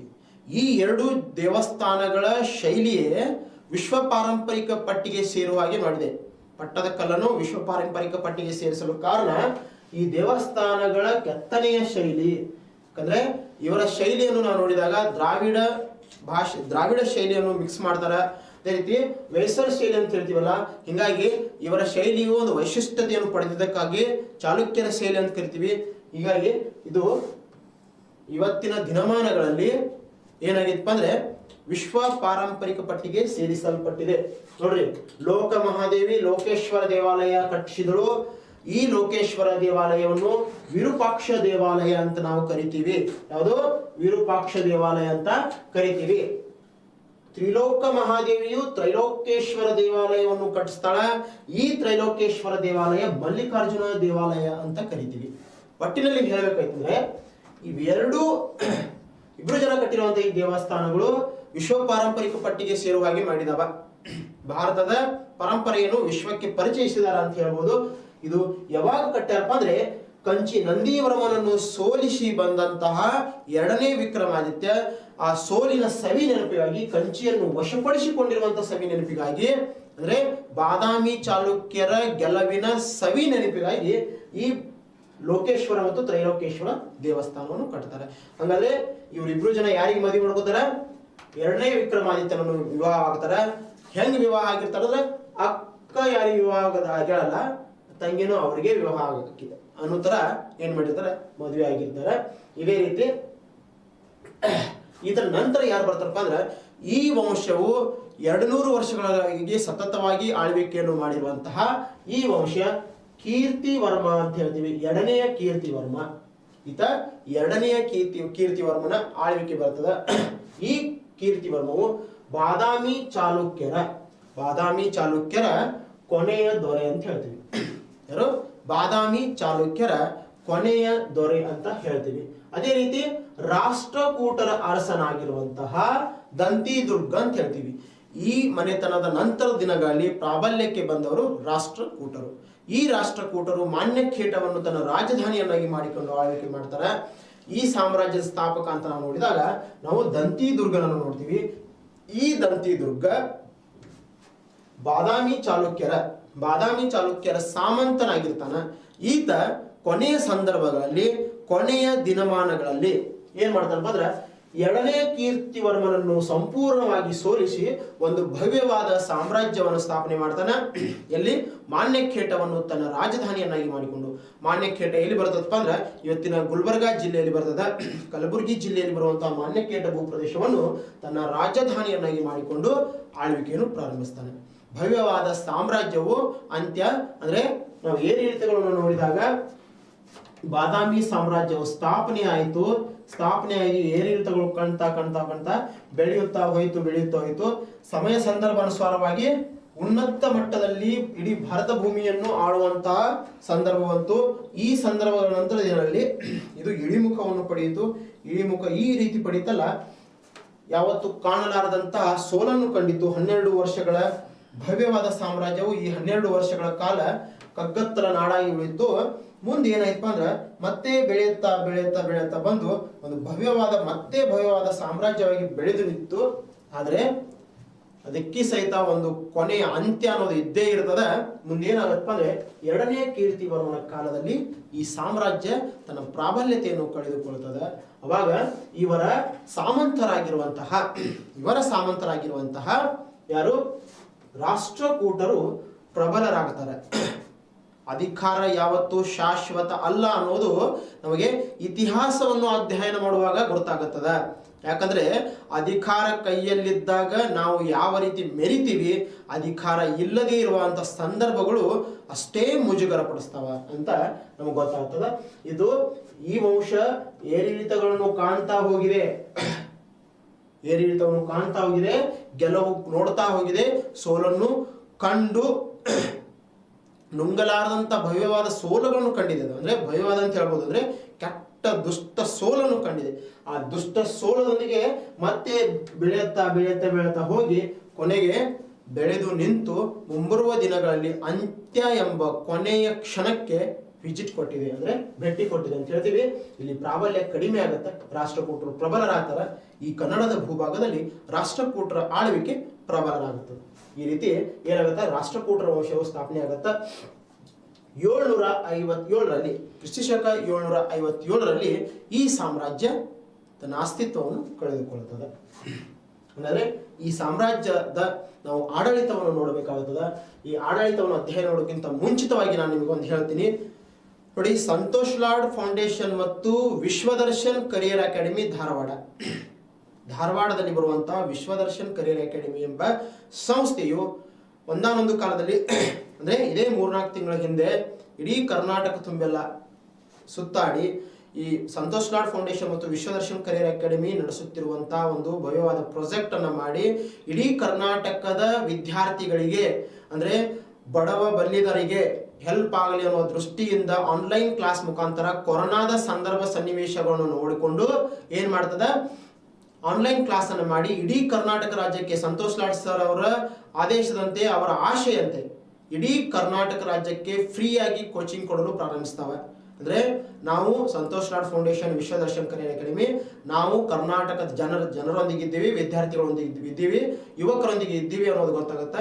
ಕರ್ನಾಟಕ ತುಂಬೆಲ್ಲ ಸುತ್ತಾಡಿ ಪ್ರಚಾರವನ್ನು ಮಾಡಿ ಅಷ್ಟೇ ಅಲ್ಲ, ಸ್ವತಃ ಸಂತೋಷ್ ಲಾಡ್ ಸರ್ ಅವರೇ ಇದರಲ್ಲಿ ಇಂಟ್ರೆಸ್ಟ್ ತಗೊಂಡು ಇಡೀ ಕರ್ನಾಟಕ ತುಂಬೆಲ್ಲ ಈ ಪ್ರಚಾರವನ್ನು ಮಾಡಿ ಯಾವ ದೃಷ್ಟಿಯಿಂದ ವಿದ್ಯಾರ್ಥಿಗಳು ಸೋಷಿಯಲ್ ಮೀಡಿಯಾದಲ್ಲಿ ಆಗಿರ್ಬೋದು ಅಥವಾ ಕಾಲೇಜ್ಗಳಿಗೆ ವಿಸಿಟ್ ಕೊಡುವುದರ ಮುಖಾಂತರ ಇದನ್ನು ಪ್ರಚಾರ ಮಾಡಿ ಇವತ್ತು ಈ ಸಂಪೂರ್ಣವಾದ ವ್ಯವಸ್ಥೆಯನ್ನು ನಿಲ್ಲಿಸಿ ಇಡೀ ಕರ್ನಾಟಕ ರಾಜ್ಯದಲ್ಲಿ ಇರುವಂತಹ ಎಲ್ಲಾ ಸ್ಪರ್ಧಾರ್ಥಿಗಳಿಗೆ ಇದು ಒಂದು ಆಶಾಕಿರಣವಾಗಿ ನಿಂತುಕೊಂಡು ಇವತ್ತು ಭವ್ಯವಾದ ಒಂದು ಈ ಸಂಸ್ಥೆಯು ಒಂದು ಒಳ್ಳೆಯ ರೀತಿಯ ಶಿಕ್ಷಣವನ್ನು ಕೊಡಲು ಇದೇನು ಕಲ್ಪನೆ ಹಾಕಿದಲ್ಲ ಸಂತೋಷ್ ಲಾಡ್ ಫೌಂಡೇಶನ್ ಮತ್ತು Vishwadarshan career academy, Santosh Lad sir ಅವರ ಆದೇಶದಂತೆ ಹಾಗೂ ಅದರೊಂದಿಗೆ ಸಂತೋಷ್ ಲಾಡ್ ಫೌಂಡೇಶನ್ ಅಧ್ಯಕ್ಷರಾಗಿರುವಂತಹ ಆನಂದ್ ಕಲಾಲ್ ಸರ್ ಅವರ ಅಧ್ಯಕ್ಷತೆಯಲ್ಲಿ ಮತ್ತು ಅವರ ಮುಂದಾಳತ್ವದಲ್ಲಿ ಇದೇನ್ ಮಾಡತ್ತಪ್ಪ ಅಂದ್ರೆ ಈ ಸಂಪೂರ್ಣ ಕರ್ನಾಟಕ ರಾಜ್ಯಕ್ಕೆ ಇದೊಂದು ಉಚಿತವಾದ ತರಬೇತಿಯನ್ನು ಕೊಡೋದ್ರ ಮುಖಾಂತರ ಕರ್ನಾಟಕ ರಾಜ್ಯದಲ್ಲಿರುವಂತಹ ಎಲ್ಲಾ ಯುವಕರಿಗೆ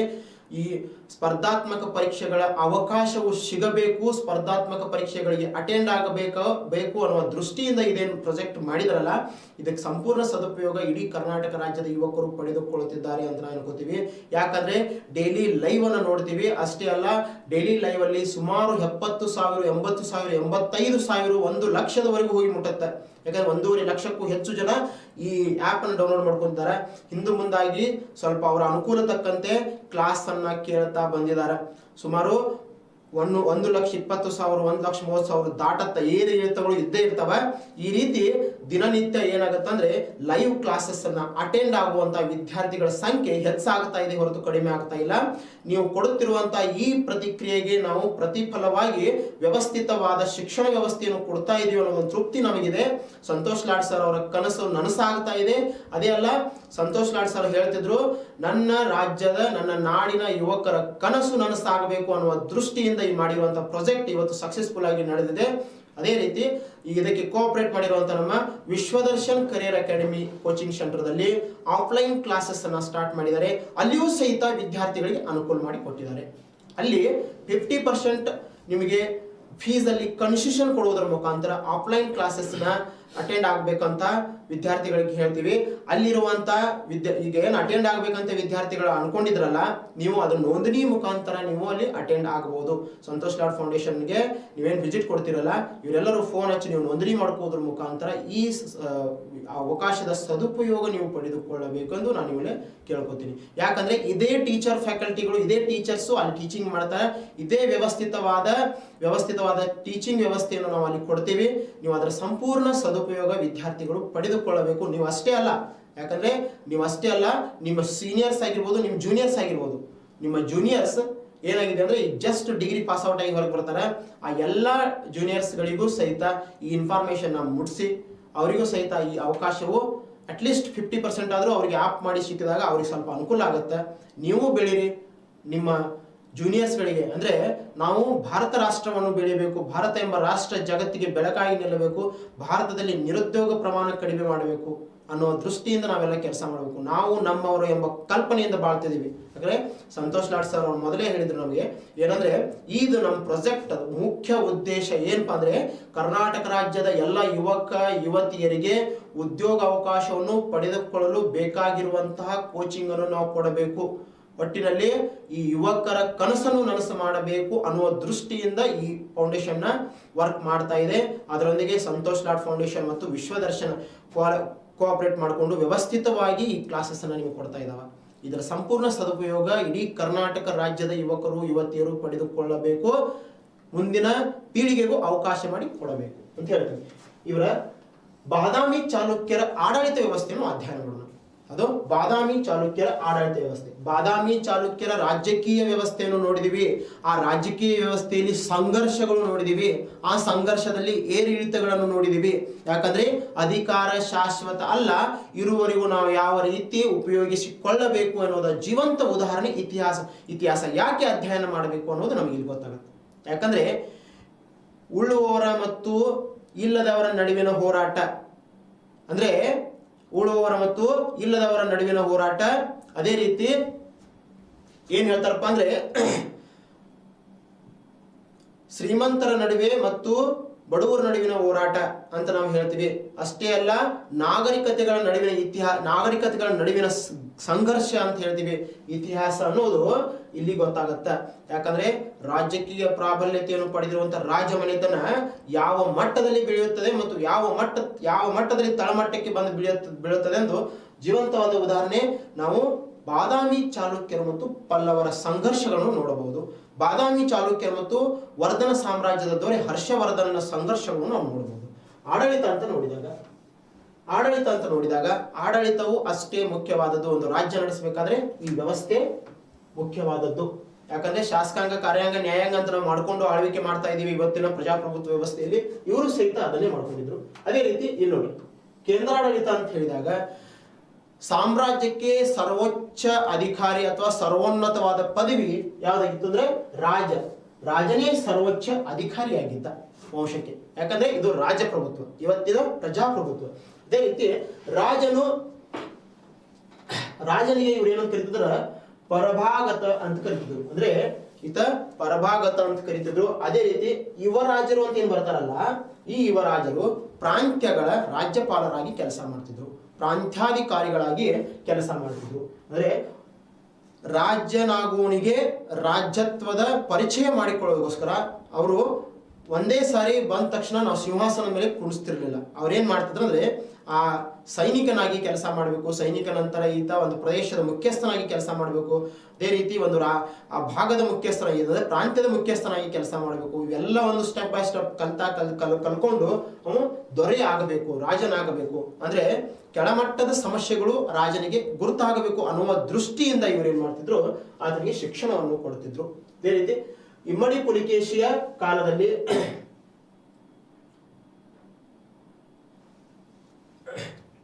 ಅನ್ನೋ ದೃಷ್ಟಿಯಿಂದ ಅವರು ಕೊಡ್ತಿದ್ರು. ಇದೇ ರೀತಿ ಇಮ್ಮಡಿ ಪುಲಿಕೇಶಿಯ ಕಾಲದಲ್ಲಿ ಇಮ್ಮಡಿ ಪುಲಿಕೇಶಿ ಏನ್ ಮಾಡ್ತಾನಪ್ಪ ಅಂದ್ರೆ ಭವ್ಯವಾದ ಸಾಮ್ರಾಜ್ಯವನ್ನು ನಾವು ಹೇಳ್ತೀವಿ.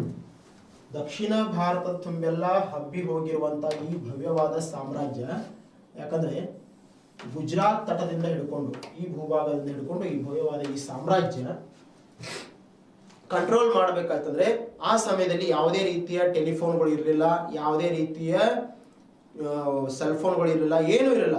ಅವಾಗ ಯಾವ ರೀತಿಯ ಬಾಂಬ್ಗಳು ಇರಲಿಲ್ಲ, ಅಣುಬಾಂಬ್ಗಳು ನಿಲ್ಲಿಸ್ತೀವಪ್ಪ ಹಂಗೇನು ಇರಲಿಲ್ಲ, ವಿಮಾನಗಳು ಇರಲಿಲ್ಲ. ಜಸ್ಟ್ ಏನಪ್ಪಾ ಅಂದ್ರೆ ಒಬ್ಬ ದೂತ ಇರ್ತಿದ್ದ, ಆ ದೂತ ಇನ್ಫಾರ್ಮೇಶನ್ ಕೊಡ್ತಿದ್ದ, ಕುದುರೆಗಳ ಮುಖಾಂತರ ಸಾಕ್ತಿದ್ರು. ಹಿಂಗಾಗಿ ಈ ಸಾಮ್ರಾಜ್ಯವನ್ನು ಸಂಪೂರ್ಣವಾದ ದಕ್ಷಿಣ ಭಾರತದ ಭೂಭಾಗದ ಈ ಸಾಮ್ರಾಜ್ಯವನ್ನು ಕಂಟ್ರೋಲ್ ಮಾಡಬೇಕಾಯ್ತಂದ್ರೆ ಈತ ಏನ್ ಮಾಡ್ತಿದ್ದಪ್ಪ ಅಂದ್ರೆ ಜಯಸಿಂಹ ಎಂಬ ತನ್ನ ತಮ್ಮನನ್ನು ಗುಜರಾತ್ ಭೂಭಾಗದ ರಾಜ್ಯಪಾಲನಾಗಿ ನೇಮಿಸಿದ್ದ. ಗುಜರಾತ್ ಭೂಭಾಗದ ರಾಜ್ಯಪಾಲನಾಗಿ ನೇಮಿಸಿ ಅಲ್ಲಿ ಆಡಳಿತ ವ್ಯವಸ್ಥೆಯನ್ನು ಕೊಡುವ ಹಾಗೆ ಮಾಡ್ತಿದ್ದ. ಸೆಂಟ್ರಲ್ ಗೌರ್ಮೆಂಟ್ ಆಫ್ ಬಾದಾಮಿ ಅಂದ್ರೆ ಸೆಂಟ್ರಲ್ ಗೌರ್ಮೆಂಟ್ ಆಫ್ ಚಾಲುಕ್ಯ ಎಲ್ಲಿರ್ತಂದ್ರೆ ಬಾದಾಮಿಯಲ್ಲಿ ಇರ್ತಿತ್ತು. ಸೆಂಟ್ರಲ್ ಪಾಯಿಂಟ್ ಏನಿರ್ತಿತ್ತು ಅಂದ್ರೆ ಇಲ್ಲೇ ಬಾದಾಮಿಯಲ್ಲೇನೆ ಇರ್ತಿತ್ತ. ಆದ್ರೆ ಕಂಟ್ರೋಲಿಂಗ್ ಬಾದಾಮಿ ಮಾಡ್ತಿತ್ತ, ಬಟ್ ಆಡಳಿತದ ಭಾಗವಾಗಿ ಯಾವ್ದಪ್ಪ ಗುಜರಾತ್ ಅನ್ನು ಜಯಸಿಂಹನಿಗೆ ಕೊಟ್ಟಿದ್ದ. ಜಯಸಿಂಹ ಏನ್ ಮಾಡ್ತಿದ್ದ ಅಂದ್ರೆ ಅಲ್ಲಿ ರಾಜ್ಯಪಾಲನಾಗಿ ಕೆಲಸ ಮಾಡ್ಕೊಂಡು ಕಂಟ್ರೋಲ್ ಮಾಡ್ತಿದ್ದ. ಅದೇ ರೀತಿ ವಿಷ್ಣುವರ್ಧನ ಅಂತ ಮತ್ತೊಬ್ಬ ತಮ್ಮ ಬರ್ತಾನೆ. ಈ ವಿಷ್ಣುವರ್ಧನ ವೆಂಗಿ ಮಂಡಲ ಭೂಪ್ರದೇಶ, ಆಂಧ್ರದ ಭೂಭಾಗದಲ್ಲಿ ಬರುವಂತಹ ವೆಂಗಿ ಮಂಡಲ ಭೂಪ್ರದೇಶಕ್ಕೆ ಈತ ರಾಜ್ಯಪಾಲನಾಗಿ ಕೆಲಸ ಮಾಡ್ತಿದ್ದ. ಇಲ್ಲಿ ರಾಜ್ಯಪಾಲನಾಗಿ ಕೆಲಸ ಮಾಡೋದ್ರ ಮುಖಾಂತರ ವೆಂಗಿಯ ಚಾಲುಕ್ಯರ ಎಂಬ ಮಣಿತನ ಹುಟ್ಟುಕೊಳ್ತದ. ಆತ ಇಮ್ಮಡಿ ಪುಲಿಕೇಶಿಯ ತಮ್ಮ, ಈತನಿಂದಲೇ ಈ ವೆಂಗಿಯ ಮಂಡಲದ ವೆಂಗಿಯ ಚಾಲುಕ್ಯರ ಸಾಮ್ರಾಜ್ಯ, ವೆಂಗಿ ಚಾಲುಕ್ಯರ ಮಣಿತನ ಹುಟ್ಟುಕೊಳ್ತದೆ. ಇದು ಡಿವೈಡ್ ಮಾಡಿ ಆಳ್ವಿಕೆ ಮಾಡ್ತಿದ್ದ. ತನ್ನ ತಮ್ಮರನ್ನೇ ಅಲ್ಲಿಯ ರಾಜ್ಯಪಾಲರನ್ನಾಗಿ ನೇಮಕ ಮಾಡಿದ್ದ. ಇಲ್ಲಿ ಚಾಲುಕ್ಯರು ರಾಜ್ಯ ಪಟ್ಟವನ್ನು ಪಡೆದುಕೊಳ್ಳುತ್ತಿರುವಂತಹ ಸಂದರ್ಭದಲ್ಲಿ, ಚಾಲುಕ್ಯರ ದೊರೆ ಪಟ್ಟಾಭಿಷೇಕ ಪಡೆಯುವ ಸಂದರ್ಭದಲ್ಲಿ ಪಟ್ಟಭದ್ರ ಎಂಬ ಶಬ್ದವನ್ನು ಬಳಸುವುದರ ಮುಖಾಂತರ ಪಟ್ಟದ ರಾಜನಾಗಿ ಆತನನ್ನು ರೆಡಿ ಮಾಡ್ತಿದ್ರು. ಅದೇ ರೀತಿ ಈ ವಂಶವು ಆಡಳಿತ ಸುವ್ಯವಸ್ಥೆಗಾಗಿ ಮಂತ್ರಿಮಂಡಳ ವ್ಯವಸ್ಥೆಯನ್ನು ಸಹಿತ ಹೊಂದಿತ್ತು. ಅದು ಮಂತ್ರಿಮಂಡಳ ವ್ಯವಸ್ಥೆಯನ್ನು ಸಹಿತ ಹೊಂದಿತ್ತು. ಆ ಮಂತ್ರಿಮಂಡಳ ಎಲ್ಲಿರ್ತಿತ್ತು ಅಂದ್ರೆ ಸೆಂಟ್ರಲ್ ಗೌರ್ಮೆಂಟ್ ಹತ್ರ ಇರ್ತಿತ್ತು, ಅಂದ್ರೆ ಬಾದಾಮಿಯಲ್ಲಿ ಇರ್ತಿತ್ತು. ಅಲ್ಲಿ ಮಹಾಪ್ರಧಾನ, ದಂಡನಾಯಕ, ಮಹಾಸಂಧಿ ವಿಗ್ರಹ, ವಿಶೇಷಾಧಿಕಾರಿ, ಶ್ರೀಕಾಕುರು ಅಂತ ಹೇಳ್ತಾರೆ. ಇವೆಲ್ಲವನ್ನು ನೋಡಿದಾಗ ಇವತ್ತಿನ ಸೆಂಟ್ರಲ್ ವ್ಯವಸ್ಥೆಯಲ್ಲೂ ಸಹಿತ ಇದೇ ರೀತಿ ಇರ್ತದೆ ನೋಡ್ರಿ. ಪ್ರಧಾನಮಂತ್ರಿ, ದಂಡನಾಯಕ, ಸೈನಿಕ ಇದರದ ಮುಖ್ಯಸ್ಥ, ಸೈನ್ಯದ ಮುಖ್ಯಸ್ಥ, ಮಹಾಸಂಧಿ ವಿಗ್ರಹ ಅಂತ ನಾವು ಪ್ರತಿ ಸರಿ ಓದ್ತೀವಿ. ಈತ ಯಾರಪ್ಪ? ವಿದೇಶಾಂಗ ಸಚಿವಾಲಯ. ಈತ PM, ಹೌದಾ? ಈತ ಜನರಲ್, ಅಂದ್ರೆ ಜನರಲ್ ಅನ್ಕಿದ್ರು ಈತನಿಗೆ ಜನರಲ್ ಅಂತ ಕರಿತಿದ್ರು. ಓಕೆ, ನಾವು ಇದನ್ನ ಹೆಂಗ್ ಹೇಳ್ಬೋದು ಅಂದ್ರೆ ಹೋಮ್ ಮಿನಿಸ್ಟರ್ ಅಂತ ಹೇಳ್ಬೋದು, ರಕ್ಷಣಾ ಮಂತ್ರಿ ಅಂತ ಹೇಳ್ಬೋದು. ಹೋಮ್ ಮಿನಿಸ್ಟರ್ ಅಥವಾ ರಕ್ಷಣಾ ಮಂತ್ರಿ ಅಂತ ಹೇಳ್ಬೋದು. ಈತ ಸಂಧಿ ವಿಗ್ರಹ, ವಿದೇಶಾಂಗ ಇಲಾಖೆ, ಎಕ್ಸ್ಟರ್ನಲ್ ಅಫೇರ್ಸ್ ಮಿನಿಸ್ಟ್ರಿ ಇವ್ರ ಕಡೆ ಇರ್ತಿತ್ತ ವಿದೇಶಾಂಗ ಇಲಾಖೆ. ಓಕೆ, ವಿಶೇಷಾಧಿಕಾರಿ ಅಂತ ಇರ್ತಿದ್ರ. ಈ ವಿಶೇಷಾಧಿಕಾರ, ಶ್ರೀಕಾಕುರು, ಇವ್ರೇನ್ ಪದವಿಗಳಿದಾವಲ್ಲ ಇವೆಲ್ಲ ರಾಜ್ಯದ ಕಾರ್ಯದರ್ಶಿಗಳಾಗಿ ಕೆಲಸ ಮಾಡ್ತಿದ್ರು. ಅಷ್ಟೇ ಅಲ್ಲ, ಹಣಕಾಸಿನ ವ್ಯವಹಾರಗಳನ್ನು ನೋಡ್ಕೊತಿದ್ರು. ಈ ರೀತಿ ಏನಪ್ಪಾ ಇಲ್ಲಿ ನೋಡಿ, ಮಹಾಪ್ರಧಾನ, ದಂಡನಾಯಕ, ಮಹಾಸಂಧಿ ವಿಗ್ರಹ, ವಿಶೇಷಾಧಿಕಾರಿ, ಶ್ರೀಕಾಕರು, ಈ ರೀತಿ ಇವರು ಅನೇಕ ಇಲಾಖೆಗಳನ್ನು ಸ್ಥಾಪನೆ ಮಾಡೋದ್ರ ಮುಖಾಂತರ ತನ್ನ ಸಾಮ್ರಾಜ್ಯದ ಆಳ್ವಿಕೆಯನ್ನು ಅವರು ನಡೆಸ್ಕೊಂಡು ಹೋಗಿದ್ರು. ಈಗ ಇದೇ ರೀತಿ ಏನ್ ಮಾಡಿರಪ್ಪ ಅಂದ್ರೆ ಇವರು ಸಾಮ್ರಾಜ್ಯವನ್ನು ವ್ಯವಸ್ಥಿತವಾಗಿ ಸುವ್ಯವಸ್ಥಿತವಾಗಿ ಆಳ್ವಿಕೆ ಮಾಡುವ ದೃಷ್ಟಿಕೋನದಿಂದ ಇವರು ಭಾಗಗಳಾಗಿ ವಿಂಗಡಣೆ ಮಾಡ್ಕೊಂಡ್ರು. ಇಲ್ಲಿ ನೋಡಿ, ಮಂಡಲ ಅಂತ ಹೇಳ್ತೀವಿ, ವಿಷಯ ಅಂತ ಹೇಳ್ತೀವಿ, ನಾಡು ಅಂತ ಹೇಳ್ತೀವಿ ಮತ್ತು ಗ್ರಾಮ ಅಂತ ಹೇಳ್ತೀವಿ. ಇದು ಸ್ಟೆಪ್ ಬೈ ಸ್ಟೆಪ್ ಇರ್ತಿತ್ತು. ಅಂದ್ರೆ ಮಂಡಲದಿಂದ ವಿಷಯ, ವಿಷಯದಲ್ಲಿ ಈ ನಾಡುಗಳು ಇರ್ತಿದ್ವು, ಈ ನಾಡಿನಲ್ಲಿ ಗ್ರಾಮಗಳು ಇರ್ತಿದ್ವು. ನಾವು ಇವತ್ತು ಹೆಂಗ್ ಮಾಡ್ಕೊಂಡಿವಿ, ರಾಜ್ಯ, ಕೇಂದ್ರ, ಭಾರತ ಎಂಬ ರಾಷ್ಟ್ರಕ್ಕೆ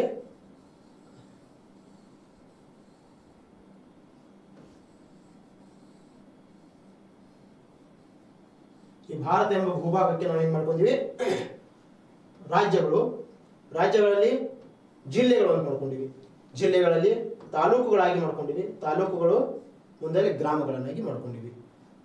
ಭಾರತವನ್ನು ನಾವೇನಂತ ಹೇಳ್ತೀವಿ, ಹಳ್ಳಿಗಳ ರಾಷ್ಟ್ರ, ಗ್ರಾಮಗಳ ರಾಷ್ಟ್ರ ಅಂತ ಹೇಳ್ತೀವಿ. ನಾವು ಇದನ್ನು ಈ ರೀತಿ ಸ್ಟಡಿ ಮಾಡಬೇಕು. ಗ್ರಾಮಗಳನ್ನು ಗಾವುಂಡರು ಎಂಬ ಮುಖ್ಯಸ್ಥರು ಗ್ರಾಮಗಳನ್ನು ನೋಡಿಕೊಳ್ಳುತ್ತಿದ್ದರು. ಅಂದ್ರೆ ಗ್ರಾಮದ ಆಡಳಿತ ವ್ಯವಸ್ಥೆ ಈ ಗಾವುಂಡ ನೋಡಿಕೊಳ್ಳುತ್ತಿದ್ದ. ಇದೇ ರೀತಿ ಗ್ರಾಮಗಳು ಸೇರಿ ನಾಡುಗಳಾಗಿ ಮಾಡಿಕೊಂಡಿದ್ವು. ಅಂದ್ರೆ ಇವತ್ತಿನ ತಾಲೂಕಾ ಲೆವೆಲ್ ತಹಶೀಲ್ ಕಾರ್ಯಾಲಯಗಳು ಅಂತ ಹೇಳ್ಬೋದು.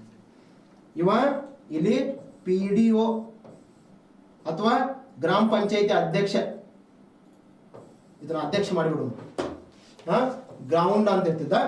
ಅದಕ್ಕ ಇಲ್ಲಿ ನಾಡ ಎಂಬ ಪ್ರದೇಶ ಇಟ್ಕೊಂಡಿದ್ರು, ತಾಲೂಕಾ ಲೆವೆಲ್ ಇಟ್ಕೊಂಡಿದ್ರು ಇವರು. ಇದನ್ನ ನಾಡ ಗಾವುಂಡ ಅಂತ ಹೇಳ್ತೀವಿ, ತಹಶೀಲ್ದಾರ್ ಅಂತ ಹೇಳ್ಬೋದು, ಆಳ್ವಿಕೆ ಮಾಡ್ತಿದ್ದ. ಓಕೆ, ಈ ನಾಡ ಗಾವುಂಡ ಈ ನಾಡನ್ನು ಕಂಟ್ರೋಲ್ ಮಾಡ್ತಿದ್ದ, ಅದರೊಳಗೆ ಈ ಗ್ರಾಮಗಳು ಬರ್ತಿದ್ವು. ಈ ನಾಡುಗಳೆಲ್ಲ ಸೇರಿ ವಿಷಯಗಳಂತ ಮಾಡ್ಕೊಂಡಿದ್ರು ಅವರು. ಈ ವಿಷಯಗಳಂತ ಏನ್ ಮಾಡ್ಕೊಂಡಿದ್ರು, ನಾವು ಜಿಲ್ಲೆ ಅಂತ ಹೇಳೋಣ, ಡಿಸ್ಟ್ರಿಕ್ಟ್ ಆಫೀಸರ್ ಅಂತ ಹೇಳೋಣ, ಡಿಸ್ಟ್ರಿಕ್ಟ್ ಆಫೀಸ್ ಅಂತ ಹೇಳೋಣ, ಜಿಲ್ಲಾಧಿಕಾರಿ, ನೀವೆಲ್ಲರೂ ಕಾಣುತ್ತಿರುವಂತ ಕನಸಿನ ಅಧಿಕಾರಿ, ನೀವೆಲ್ಲರೂ ಕಾಣುತ್ತಿರುವಂತ ಕನಸಿನ ಅಧಿಕಾರಿಗಳು. ಓಕೆ, ಇಲ್ಲಿ ವಿಷಯಪತಿ ಅಂತ ವ್ಯಕ್ತಿ ಇದನ್ನು ಕಂಟ್ರೋಲ್ ಮಾಡ್ತಿದ್ದ. ಈ ವಿಷಯ ಎಂಬುಗಳನ್ನು ವಿಷಯಪತಿ ಅಂತ ಕಂಟ್ರೋಲ್ ಮಾಡ್ತಿದ್ದ. ಇದನ್ನು ನಾವು ಡಿಸ್ಟ್ರಿಕ್ಟ್ ಅಂತ ಹೇಳೋಣ. ಓಕೆ, ಇದೇ ರೀತಿ ಮಂಡಲ ಅಂತ ಹೇಳ್ತೀವಿ, ಅದು ಮಂಡಲ ಅಂತ ಹೇಳ್ತೀವಿ. ಇವುಗಳು ಪ್ರಾಂತ್ಯಗಳಾಗಿ ಕರೀತಿದ್ರು. ನಾವೇನ್ ಮಾಡಿದೀವಿ, ಅದನ್ನು ರಾಜ್ಯಗಳಾಗಿ ವಿಂಗಡಣೆ ಮಾಡ್ಕೊಂಡಿವಿ ಅಂತ ಹೇಳೋದು. ನಮ್ದು ಪ್ರಜಾಪ್ರಭುತ್ವ ವ್ಯವಸ್ಥೆ, ಇವ್ರದ್ದು ರಾಜಪ್ರಭುತ್ವ ವ್ಯವಸ್ಥೆ. ಇಲ್ಲಿ ರಾಜ್ಯಪಾಲರನ್ನಾಗಿ ಡಿವೈಡ್ ಮಾಡ್ಕೊಂಡಿದ್ರು. ಇವತ್ತಿಗೂ ಸಹಿತ ರಾಜ್ಯದ ಮುಖ್ಯಸ್ಥರನ್ನು ನಾವು ರಾಜ್ಯಪಾಲರಾಗಿ ಕರಿತೀವಿ. ಈತ ಪ್ರಾಂತ್ಯದ ಮುಖ್ಯಸ್ಥನಾಗ್ತಿದ್ದ, ಮಂಡಳದ ಮುಖ್ಯಸ್ಥನಾಗ್ತಿದ್ದ. ಇದೇ ರೀತಿ ಇವರು ಸಾಮ್ರಾಜ್ಯವನ್ನು ವ್ಯವಸ್ಥಿತವಾಗಿ ವಿಂಗಡನಾತ್ಮಕವಾಗಿ ಇಟ್ಕೊಂಡು ಆಡಳಿತವನ್ನು ಸುವ್ಯವಸ್ಥಿತವಾಗಿ ಕೊಟ್ಟು ಪ್ರಜೆಗಳಿಗೆ ಸುಖ, ಶಾಂತಿ, ನೆಮ್ಮದಿಯನ್ನು ಕೊಡುತ್ತಿದ್ರು ಅಂತ ಗೊತ್ತಾಗುತ್ತೆ. ಮಂಡಳದಲ್ಲಿ ವಿಷಯಗಳು, ವಿಷಯದಲ್ಲಿ ನಾಡುಗಳು, ನಾಡುಗಳಲ್ಲಿ ಗ್ರಾಮಗಳು.